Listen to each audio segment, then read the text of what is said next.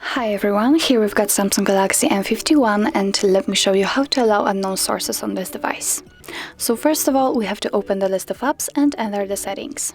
Here we have to find apps. Here they are, so let's tap on it and click on this three dots icon.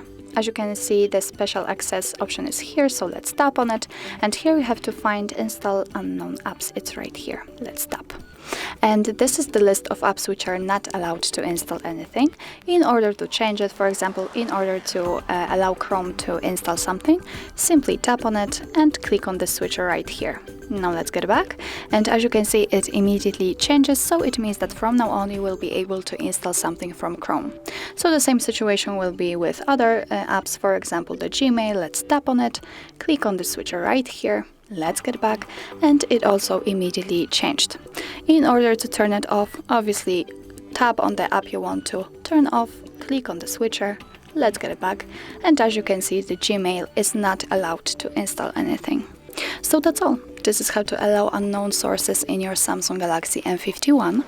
Thank you so much for watching. If you find that this video was helpful, please hit the subscribe button and leave the thumbs up.